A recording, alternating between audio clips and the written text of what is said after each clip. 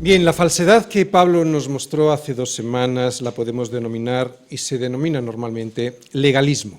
El legalismo es una falsa enseñanza porque pretende enfrentar la obra de Cristo en la cruz y su suficiencia con el engaño de que necesitamos ser salvados o ayudar en nuestra salvación por el cumplimiento forzoso de determinadas normas, leyes, conductas o reglamentos.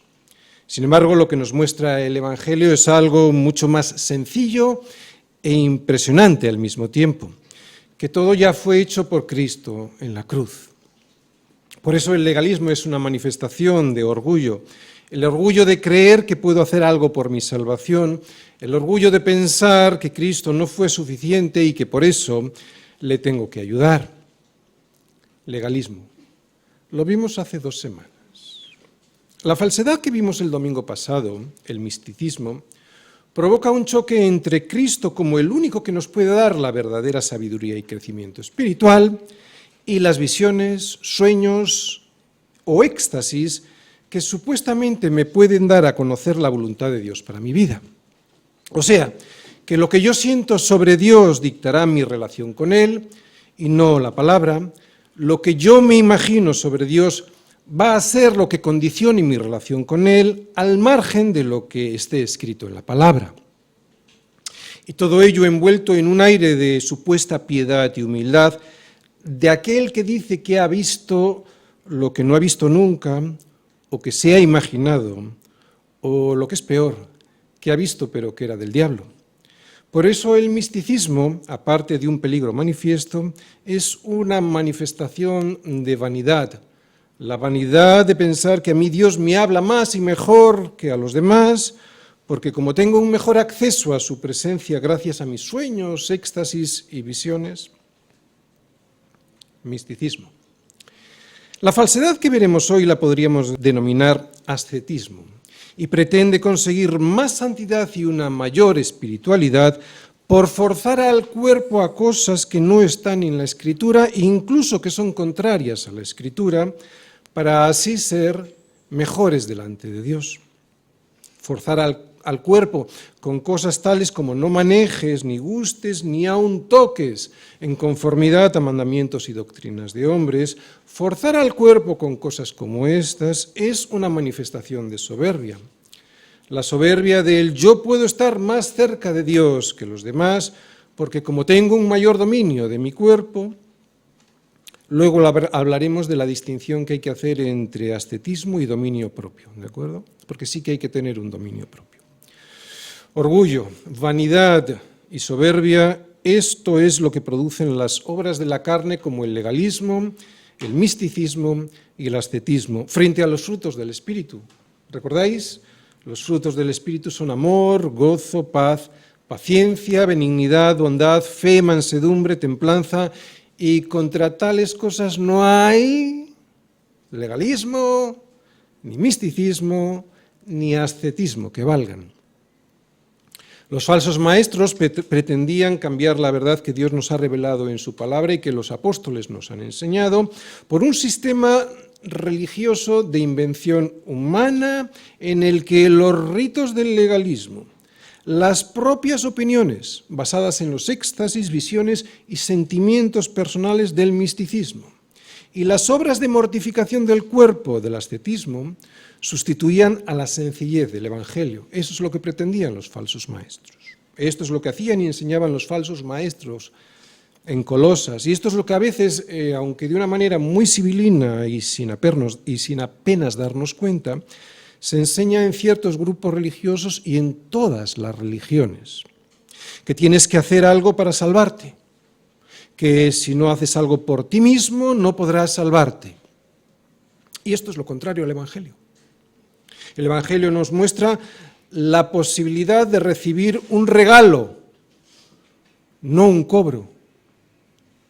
El regalo de que todo lo que necesitamos para nuestra salvación ya fue hecho por Cristo en la cruz y que para poder disfrutar de ese regalo solo tenemos que reconocer nuestras deudas y aceptar el regalo del perdón.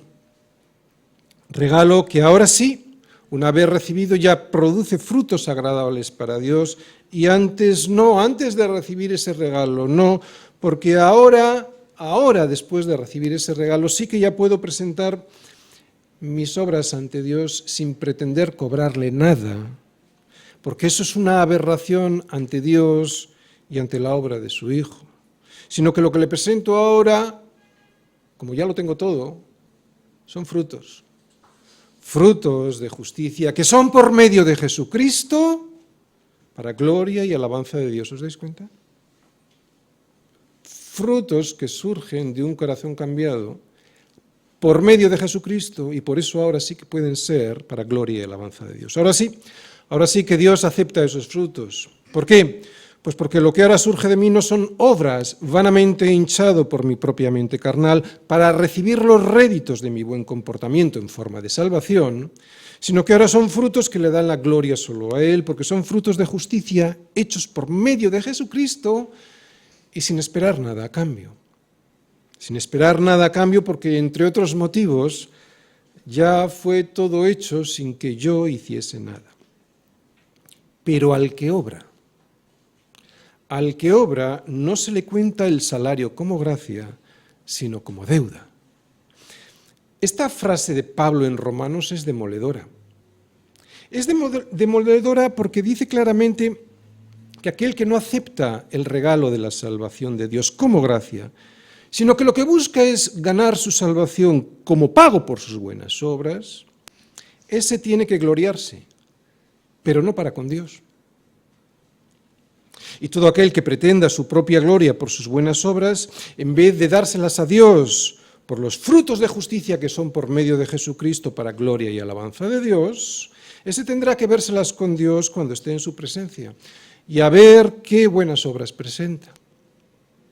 Porque cualquiera de las obras que no sean hechas por medio de Jesucristo, para gloria y alabanza de Dios, serán consideradas por Dios, ya lo sabéis, como trapo de inmundicia, como hechas por un tipo sucio.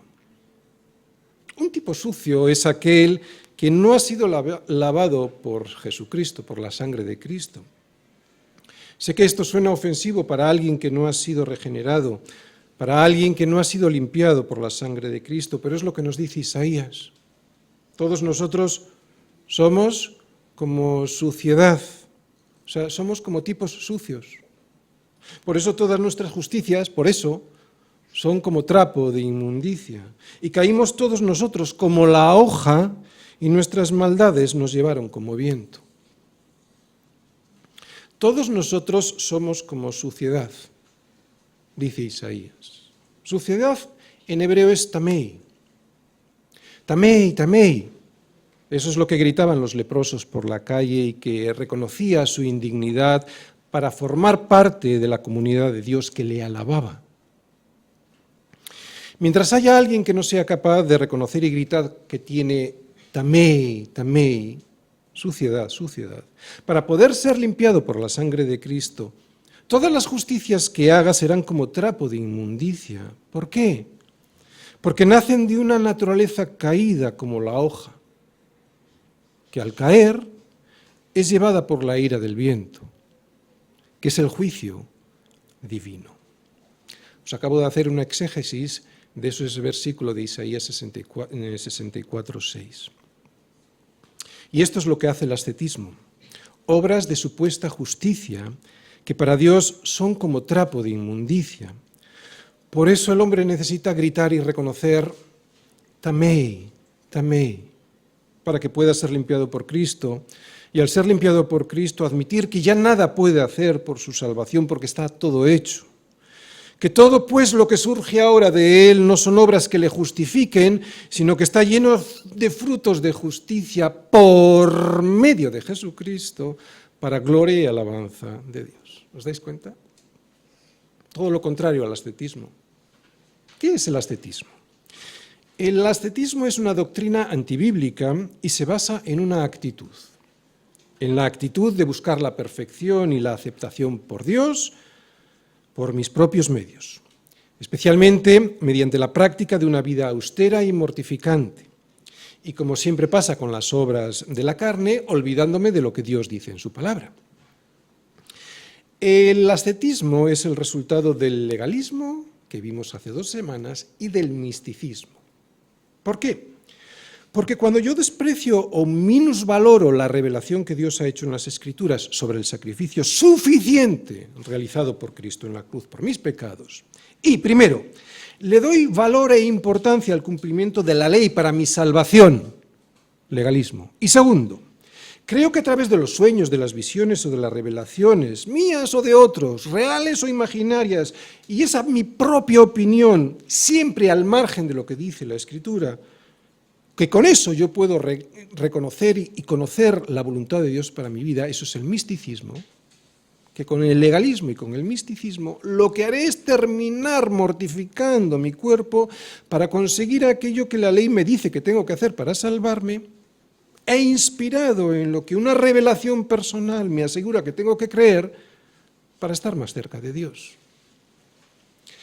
Sé que es un poquito complicado, pero como está grabado lo podéis volver a escuchar. De cualquier manera, la definición sencilla de ascetismo es una doctrina que se basa en una actitud. En la actitud de buscar la perfección del hombre por sus propios medios, mediante la práctica de una vida austera y mortificante, y olvidándose de lo que Dios dice en su palabra. Abandonar el terreno firme y rocoso de la verdad para entrar en las arenas movedizas de mi propia opinión, por muy espiritual que me parezca esa opinión, y quiero subrayar esto porque en esto se escudan todos los legalistas, ascetistas y misticistas, por muy espiritual que me parezca esa opinión, si no viene la Escritura, eso me llevará a esclavizar el cuerpo sin que sea eso lo que Dios quiere. Y esto no tiene nada de humildad como querían mostrar los falsos maestros. Tiene más bien que ver con la soberbia y el orgullo y la autosatisfacción de que yo puedo conseguirlo. Es verdad que barnizada de piedad, pero orgullo al fin y al cabo. A ver, atención, toda la autodisciplina que pretenda sustituir mi relación personal con Cristo, en vez de producir humildad, va a producir orgullo. En lugar de alejarme del pecado, y esto es muy importante, me va a acercar más a Él. En lugar de llevarme a la santidad, me alejará de ella. Y atención, porque no estamos hablando de que lo que hay que hacer sea libertinaje, vicio o desenfreno, ¿de acuerdo? ¿Sabéis cuál es el equilibrio? El equilibrio siempre es Cristo. Y hoy vamos, como siempre, especialmente en esta carta de Pablo a los Colosenses, vamos a ver a Cristo siempre como el equilibrio. El problema no está en la disciplina, porque no nos ha dado Dios espíritu de cobardía, sino de poder, de amor y de dominio propio. Por lo tanto, otra vez, el problema no está en la disciplina, el problema no está en la disciplina del dominio propio, el problema está en el corazón, cuando pretende ganarse aquello que ya ha sido ganado por Cristo en la cruz, ¿entendéis? Cuando yo creo que soy más apto que mi hermano para recibir algo de Dios, y creo que lo soy porque soy capaz de martirizar mi cuerpo para conseguir la aprobación de Dios y Él no, es cuando he caído en el ascetismo. Colosenses, cuidado con las prácticas que nos llevan a pensar que podemos ser más aceptables delante de Dios por martirizar nuestro cuerpo cuando Dios no dice nada de eso en su palabra. Cuidado, Colosenses, con el ascetismo, no os vayáis a quedar sin premio. No te quedes sin premio. Tercera parte. Por forzar al cuerpo a dogmas de hombres. Colosenses 2, versículos del 20 al 23. Dice Pablo, por tanto, nadie os juzgue en comida o en bebida o en cuanto a días de fiesta, luna nueva o días de reposo, todo lo cual es sombra de lo que ha de venir, pero el cuerpo es de Cristo. Nadie os prive de vuestro premio, afectando humildad y culto a los ángeles, entremetiéndose en lo que no ha visto, vanamente hinchado por su propia mente carnal, y no asiéndose de la cabeza, en virtud de quien todo el cuerpo, nutriéndose y uniéndose por las coyunturas y ligamentos, crece con el crecimiento que da Dios. Pues si habéis muerto con Cristo en cuanto a los rudimentos del mundo, ¿Por qué, Colosenses, como si vivieseis en el mundo, os sometéis a preceptos tales como no manejes, ni gustes, ni aun toques, en conformidad a mandamientos y doctrinas de hombres, cosas que todas se destruyen con el uso? Tales cosas tienen a la verdad cierta reputación de sabiduría, en culto voluntario, en humildad y en duro trato del cuerpo, pero no tienen valor alguno contra los apetitos de la carne.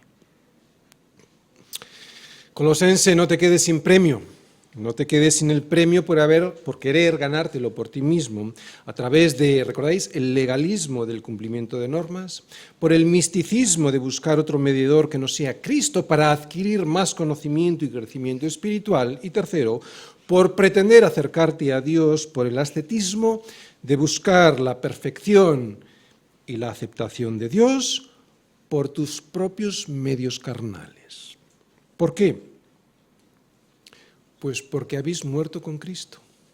Versículos del 20 al 23. Pues si habéis muerto con Cristo en cuanto a los rudimentos del mundo, ¿por qué, como si vivieseis en el mundo, os sometéis a preceptos tales como no manejes, ni gustes, ni aun toques, en conformidad a mandamientos y doctrinas de hombres, cosas que todas se destruyen con el uso? Tales cosas tienen a la verdad cierta reputación de sabiduría, en culto voluntario, en humildad y en duro trato del cuerpo, pero no tienen valor alguno contra los apetitos de la carne. Bueno, Colosenses, este es el esquema que os voy a poner hoy, fijaros, es un poco largo, pero a ver si nos puede ayudar un poquito. Primera parte, vivís en un mundo diferente, ¿vale? Versículo 20, primera parte. Por eso, segunda parte, tenéis libertad en Cristo. Versículo 20, segunda parte, hasta el 22, primera parte.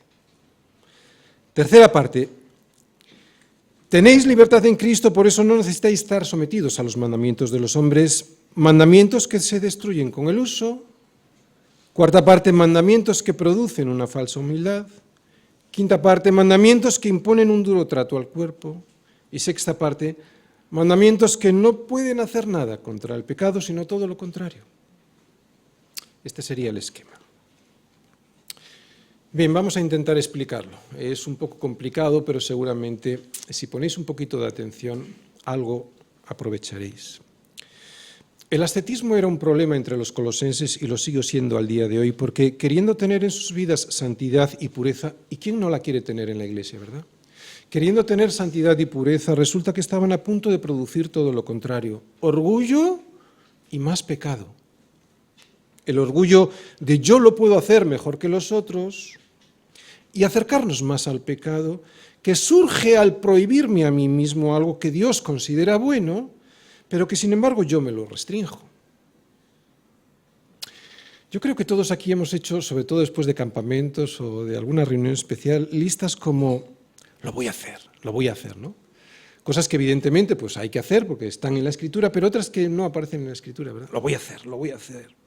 ¿Cuál es el resultado de esas listas? En mi caso siempre ha sido peor. Es curioso. Vamos a intentar ver por qué. Parece complicado, por eso lo voy a intentar explicar. Y además voy a dar ejemplos. Pero vamos por partes. Primera parte. Vivimos en un mundo diferente. Pues si habéis muerto con Cristo en cuanto a los rudimentos del mundo. Lo que significa haber muerto con Cristo es que en algún sentido ya no vivimos en este mundo. Vivimos en un mundo diferente. Y aunque siempre lo explico, es bueno repetirlo. Los cristianos vivimos en un mundo diferente, pero no porque nos encerremos en un monasterio, gran error de, por ejemplo, los católicos, ¿verdad?, para no contaminarnos con el resto de las personas, sino porque no participamos de su sistema de valores, porque no participamos de los rudimentos del mundo. Esto es lo que significa vivir apartados para Dios en santidad. Por eso es un mundo diferente, que además se perfeccionará cuando nuestros cuerpos sean glorificados en su presencia, en la presencia de Dios. Pero incluso ya desde aquí, ya hemos muerto con Cristo en cuanto a los rudimentos del mundo. Eso es lo que le dice Pablo a los colosenses. La muerte y la resurrección de Cristo nos traslada ya desde aquí a un mundo que es muy diferente, porque seguro que recordáis El reino de Dios no es comida ni bebida, sino justicia, paz y gozo en el Espíritu Santo. Y una de las cosas que significa esto es que no medimos la santidad nosotros por cosas como la comida y la bebida. Por ejemplo, nosotros no medimos o no debiéramos medir la santidad por los centímetros de la falda de las mujeres, aunque evidentemente hay que vestir con dignidad, como dice la Escritura. Nosotros no medimos o no debiéramos medir nuestra santidad por si bebemos o no bebemos alcohol, aunque evidentemente hay que beber con moderación, como dice la Escritura, o no beber para no hacer caer a mi hermano o a mí mismo si tengo esa debilidad. Y tampoco medimos la santidad, y ya es el tercer ejemplo, cuando dejamos de ir al cine, porque evidentemente podemos ir al cine, aunque hay que vigilar con lupa aquello que van a ver nuestros ojos, como recomienda la Escritura y el sentido común. Por lo tanto, y resumiendo, nosotros no medimos nuestra santidad en base a cosas como el comer y el beber. No medimos nuestra santidad por cosas como estas, porque el reino de los cielos no es comida ni bebida, sino justicia, paz y gozo en el Espíritu Santo. Nuestra santidad es medida por la justicia que nos da Cristo, justicia que produce paz, paz que produce gozo en el Espíritu. Por lo tanto, y en lo práctico, ¿cómo es ese reino de Dios en el que vivimos y que se supone que nos hace libre, a nosotros nos hace libres? Porque la justicia de Cristo produce paz y gozo. ¿Cómo es en lo práctico? Porque esto es lo importante, ¿verdad? ¿Cómo es en lo práctico ese mundo en el que vivimos y que es diferente? ¿O debiera serlo? ¿En qué consiste la libertad que tenemos en Cristo después de Él habernos hecho justos? Segunda parte. Libertad en Cristo. ¿Por qué, como si vivieseis en el mundo, os sometéis a preceptos tales como no manejes, ni gustes, ni aun toques, en conformidad a mandamientos y doctrinas de hombres? ¿Cuántas veces nos habremos preguntado en qué consiste la libertad que hemos recibido de Cristo, ¿verdad? ¿En qué consiste la libertad que tenemos en Cristo y que según estos versículos me dice que no me someta a preceptos y doctrinas de hombres? Bien. La justicia que nos ha dado Cristo y que radica en que Cristo ya pagó por mi pecado, por eso me produce paz y gozo, consiste en libertad. La justicia que Dios me imputa consiste en libertad, en más cosas, pero me da libertad. Y para centrarnos en el tema del ascetismo, la libertad que me ha sido dada por Cristo para hacer o no hacer, no es para ganarme nada, porque ya lo tengo todo, sino para poder responder en amor al que ya lo hizo todo por mí. Abundamos un poquito más. Por lo tanto, cuando yo hago algo o no lo hago, ahora ya es para responder con la libertad y el sentido común de no dañar mi salud espiritual o corporal, o la de mi hermano, no para ganarme algo de Dios. Dicho de otra manera, tengo libertad en Cristo porque todo lo que hago o no hago es el resultado de esa libertad, no es un medio para conseguirla. O sea, todo lo que hago o no hago no es el medio para conseguir algo de Dios o para acercarme más a Dios o para pretender ser más espiritual que nadie y así ganarme más el favor de Dios, sino que es el resultado de haber sido salvado por Él, de mí mismo y de la cárcel en la que estaba y que me tenía preso. Por lo tanto, ahora, lo que hago o no hago es el resultado de ser libre, no es el medio para conseguirlo. Por eso es que Pablo les pregunta irónicamente a los colosenses, pero bueno, si es que habéis muerto con Cristo y eso significa ser libres, ¿por qué os sometéis ahora a mandamientos y doctrinas de hombres? O sea, ¿Por qué volvéis a ser esclavos habiendo sido liberados? Y esto también es para nosotros. Lo que pasa es que hay que tener muy claros los límites. El límite entre la libertad y el libertinaje, entre la virtud y el vicio, entre el dominio propio y el desenfreno. Y el límite, ¿sabéis quién es? Siempre es Cristo. Estos límites los expresa muy bien Pablo cuando les dice a los corintios: todo me es lícito, sí, todo, mas no todo me conviene. Todo me es lícito, sí, todo, pero no todo edifica. Aquí está la libertad que ahora tengo y que antes no tenía, ¿entendéis?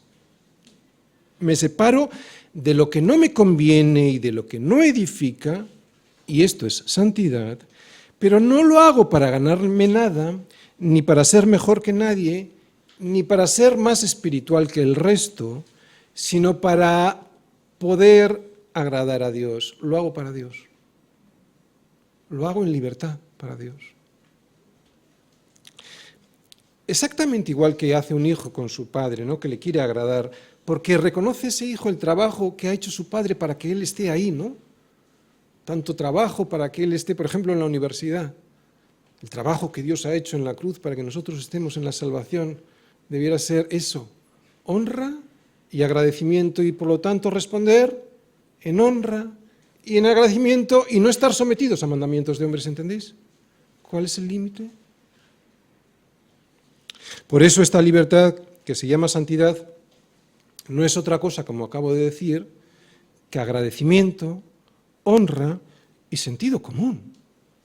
No es que Dios me mande algo para amargarme la vida, es que soy yo ahora quien lo hago con la libertad que me da Cristo, porque reconozco que es lo mejor para mí.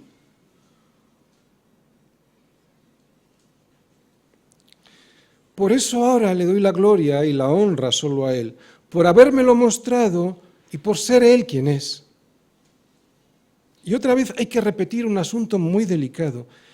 Cristo nos ha llamado a vivir en libertad y no en la esclavitud de la ley de los mandamientos de los hombres. Sí, claro que sí, pero cuidado, porque esa libertad está gobernada por dos principios. Vamos a verlos. Vamos todos a Gálatas 5, versículo 13. Porque vosotros, hermanos, a libertad fuisteis llamados, solamente que no uséis la libertad, primer principio, como ocasión para la carne, sino, segundo principio, servíos por amor los unos a los otros. Lo voy a intentar explicar. Lo que Pablo les dice con estas palabras a los Gálatas es, primero, que no se use la libertad como un pretexto para caer en pecado, y segundo, que la libertad que ahora tenemos en Cristo se use para amar y servir a los demás. Podemos poner muchos ejemplos sobre estos límites a la libertad que tenemos en Cristo. Yo voy a poner solo dos, pero a ver si con estos dos ejemplos lo entendemos. Un ejemplo. Yo en ocasiones os he recomendado que no tengáis televisión en casa, y lo hago porque pienso sinceramente que por esa pantalla no sale prácticamente nada bueno y sí mucho de lo peor de este mundo, y que después de poco tiempo eso termina conformándonos a él, a ese mundo y a su sistema de valores. ¿Quiere decir esto que yo os obligo a que no la tengáis? Evidentemente no. Yo no soy nadie para hacerlo y en mi condición de pastor tengo que tener mucho cuidado de que parezca que hay que obedecer lo que yo digo, porque entonces caería en legalismo y o ascetismo. Pero tengo que decir lo que pienso. Yo no la tengo. Y no la tengo no por ser o parecer más santo que los demás. Lo hago porque no me beneficia en nada, más bien todo lo contrario. Si tú tienes una televisión y solo ves documentales, perfecto. Si la tienes y además ves debates políticos o tertulias del corazón, pues ¿qué le voy a hacer? No me parece lo más edificante del mundo, pero si crees que no te afecta, adelante. Solo recuerda los dos principios que acabamos de leer y que gobiernan tu libertad. Primero, libertad, pero no para pecar, Y esto lo que significa es que la Biblia me dice que tengo que tener cuidado, en este caso, por ejemplo, con la televisión, tengo que tener cuidado por lo que entra por la vista para no caer en los deseos de los ojos. Y segundo, servir al prójimo en amor. Y en este ejemplo, ¿cómo podría ser servir al prójimo en amor? Puede darse el caso que tengas la capacidad de ver ciertos programas de televisión sin mancharte. Yo la tengo. Yo puedo ver ciertos programas que no recomendaría a otras personas. Pero, ¿y tu familia? ¿Y tus hijos?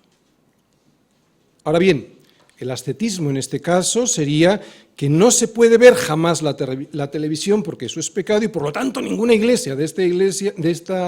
persona de esta iglesia debiera tener televisión en casa. Eso sería ascetismo.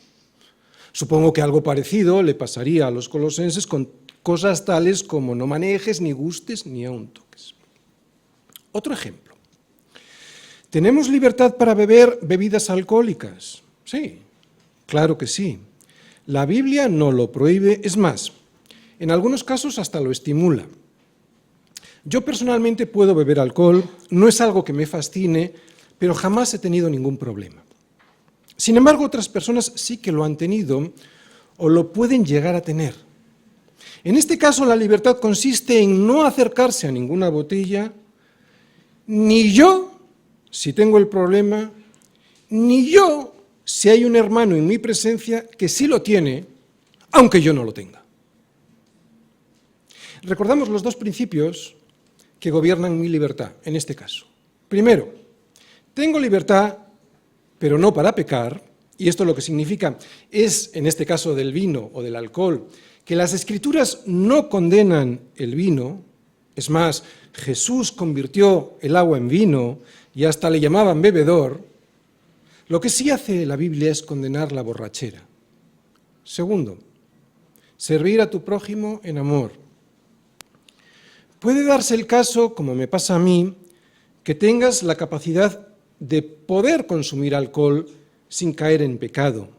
Pero puede haber hermanos que estén luchando contra la tentación de la borrachera. Entonces, en presencia de ellos y para servirles en amor, y este es el segundo límite que estamos viendo de nuestra libertad, no debes consumir alcohol aunque te sea lícito.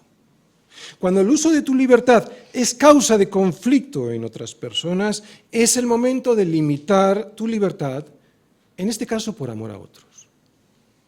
Ahora bien, el ascetismo en este caso sería que no se puede tomar nada de alcohol porque es pecado y por lo tanto ningún creyente en esta iglesia debiera tomar alcohol. Supongo que este tipo de ascetismo es el que estaría pasando en Colosas con cosas tales como no manejes, ni gustes, ni aun toques. La vida en Cristo no es esclavitud, es libertad. Debo agradar a Dios y sin duda la disciplina personal es esencial, pero lo debo hacer siguiendo a Cristo y no esclavizar. Cristo es el ejemplo, Cristo es el equilibrio. Lo debo hacer siguiendo a Cristo y no esclavizándome a doctrinas de hombres. ¿Por qué? Porque todo eso se destruye con el uso. Tercera parte. Mandamientos que se destruyen con el uso. Cosas, todas ellas, aquellos mandamientos que hemos leído de los hombres, se destruyen con el uso. Fijaros, hay un pasaje en el que Jesús menciona en qué consiste esta destrucción. Es muy gráfico porque habla de que todas estas cosas, los mandamientos y tradiciones de los hombres, no está hablando de la ley, está hablando de los mandamientos y las tradiciones de los hombres terminan en la letrina, o sea, que se destruyen con el uso. Es gráfico por esto. Es cuando le preguntaron los fariseos y los escribas por qué sus discípulos no andaban conforme a la tradición de los ancianos. No dice por qué no andaban conforme a la ley. Dice porque sus discípulos no andaban conforme a la tradición de los ancianos, sino que comían el pan con las manos inmundas.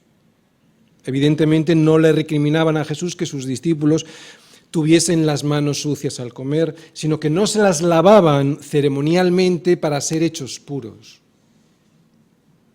después de llamarles hipócritas y de acusarles de invalidar los mandamientos de Dios con sus tradiciones, las tradiciones de los ancianos, se aparta con sus discípulos y les enseña que no es lo que entra en el hombre lo que ensucia, sino lo que sale de él. Dice Jesús: nada hay fuera del hombre que entre en él que le pueda contaminar, pero lo que sale de él, eso es lo que contamina al hombre.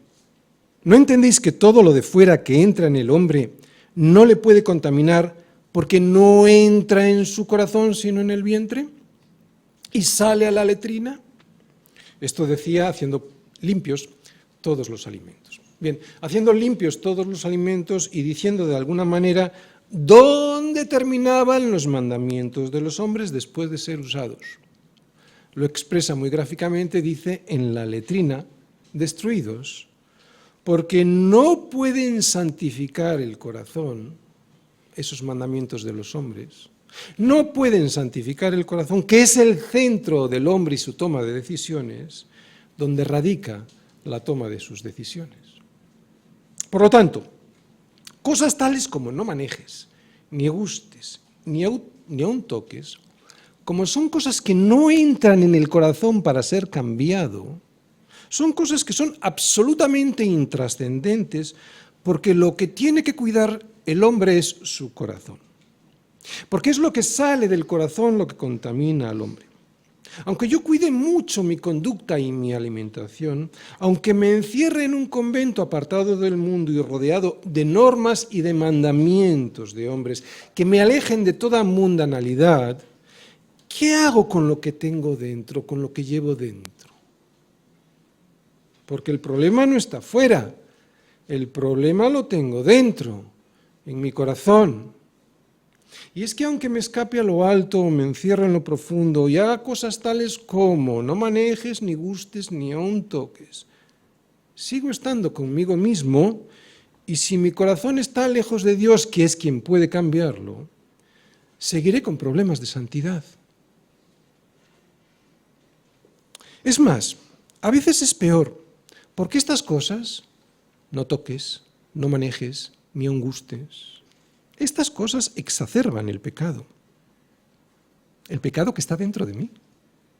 ¿Os acordáis cuando os he dicho antes esas listas que hacíamos? Tengo que hacer, tengo que hacer, tengo que hacer. Bien, entonces, ¿qué puedo hacer? Si todos los mandamientos de los hombres no valen para nada porque se destruyen con el uso, ¿qué puedo encontrar que ayude a mi santidad?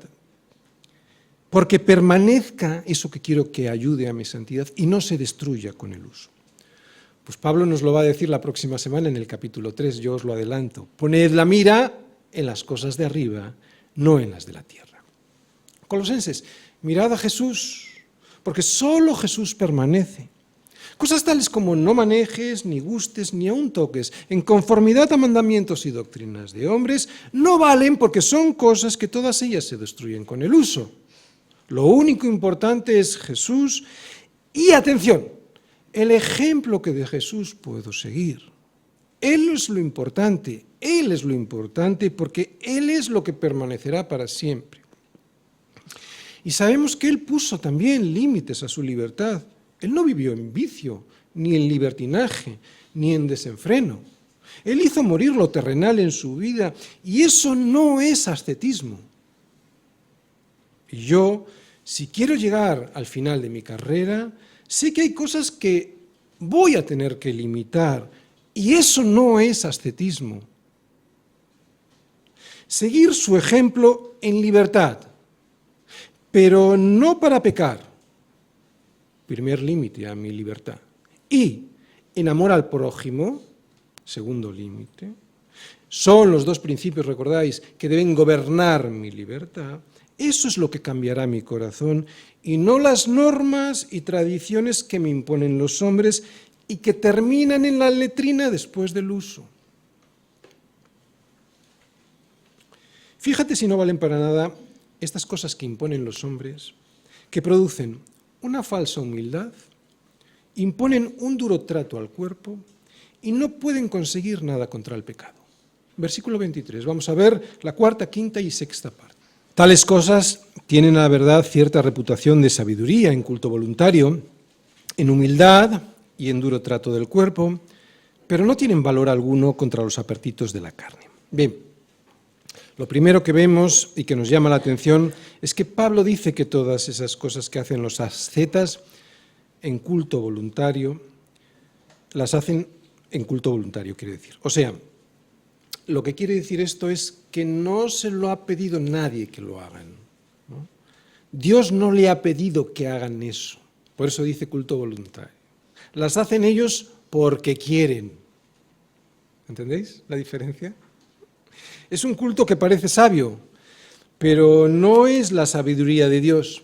Es una religión inventada por ellos mismos. Esto es lo primero que vemos. Lo segundo que nos dice Pablo es que en el momento en el que alguien se autodisciplina de esa manera, cree que tiene más santidad que los demás y por eso automáticamente se llena de orgullo. La humildad que dicen profesar es falsa porque se creen mejor que los otros por tanto esfuerzo. Y lo tercero que nos dice Pablo es que después de haber dado un trato duro al cuerpo para conseguir mayor santidad, resulta que nada de todo esto puede hacer algo contra el pecado, porque el pecado lo llevo dentro de mí. El pecado no está fuera. Castigar al cuerpo no ayuda a la santidad, es más, la estropea.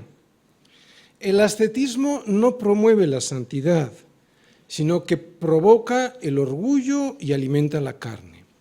Yo no puedo ni debo imponer mis reglas a los demás, pero sí que puedo conocer mis límites para cuidarme, ¿entendéis? Fijaros, yo no puedo ni debo imponer mis reglas a los demás, pero sí debo conocer mis límites para cuidarme. Y sabéis, eso a veces va acompañado de sufrimiento.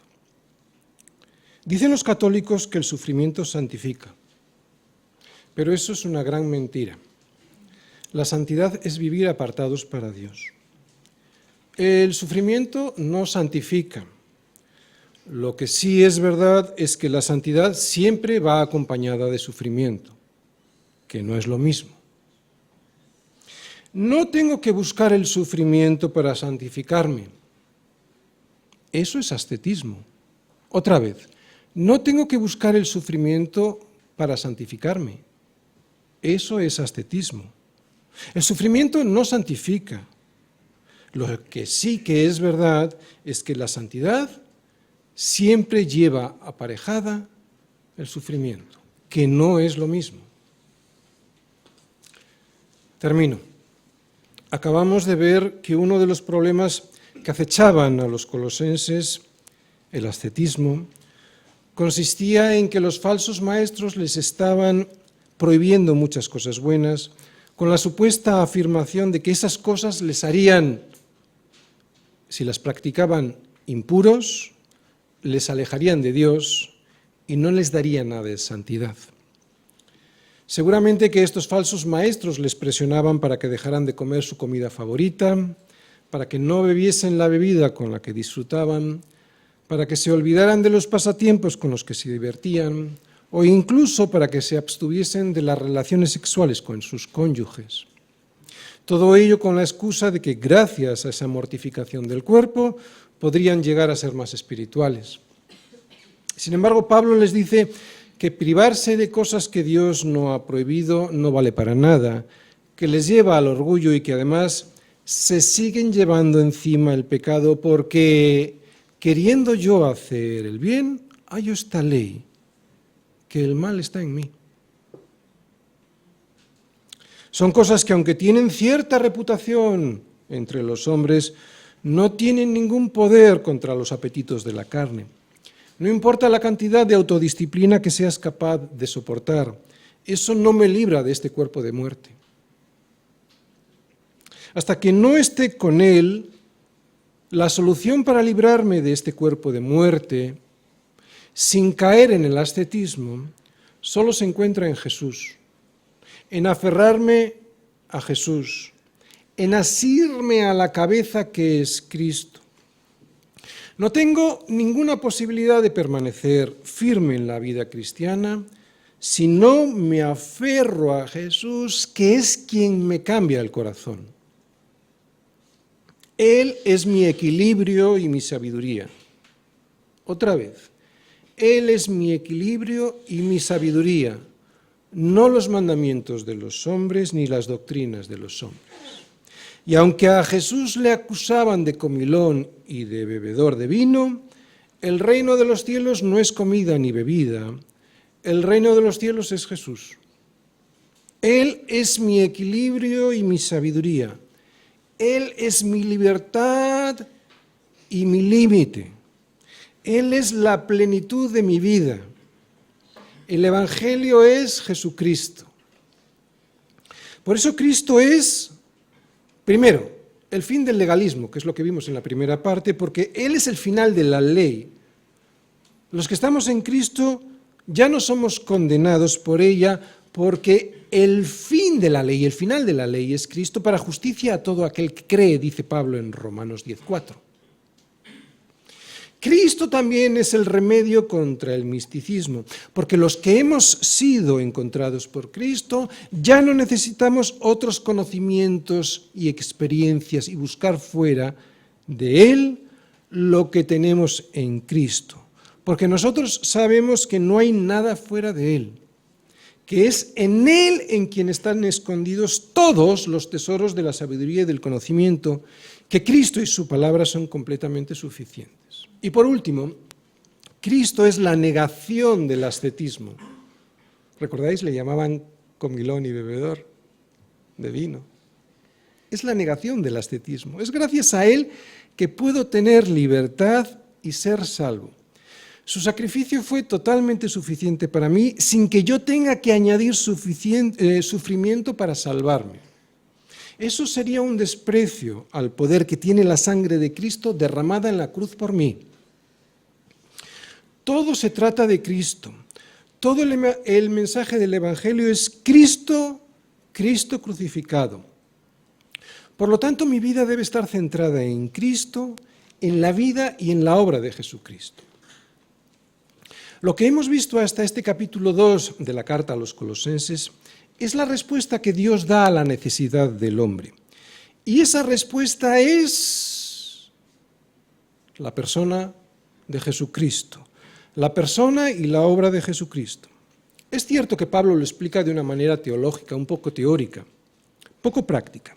Sin embargo, lo que veremos a partir del capítulo 3 y hasta casi el final es la praxis de esa teología, la forma práctica en la que Pablo lo va a explicar, lo que hemos visto en estos dos primeros capítulos, con ejemplos que nos van a mostrar que Él, Cristo, es y debe ser la inspiración de toda nuestra vida cristiana, porque solo Él cambia el corazón,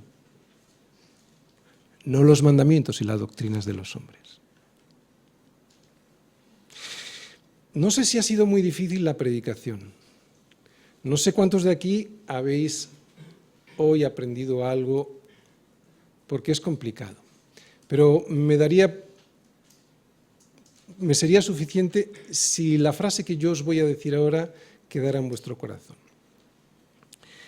Será en esa inspiración de Cristo en donde vamos a encontrar la libertad y no en la imposición y mandamientos de hombres. Cristo es mi equilibrio. Él me ha salvado. Tengo que responder en amor a Él y no forzarme por conseguir algo. Ese es el cambio del corazón que hace Cristo y no lo pueden hacer las religiones con sus mandatos, ni sus mandamientos de hombres. Nada del legalismo, del misticismo o del ascetismo me unen a Cristo. Todo lo contrario, me separan de Él. Como dijo Spurgeon, lo que me une a Cristo no es mi bondad, es mi maldad. No es mi mérito, es mi miseria. No es mi sostenimiento por mis propios medios, es mi caída. No son mis riquezas, es mi necesidad. ¿Os dais cuenta qué es lo que nos une a Cristo? En este reconocimiento de nuestra más absoluta miseria espiritual, será en donde encontremos la libertad. ¡Wow! Otra vez. En este reconocimiento de nuestra más absoluta miseria espiritual, resulta que será en donde encontremos la libertad. Amén.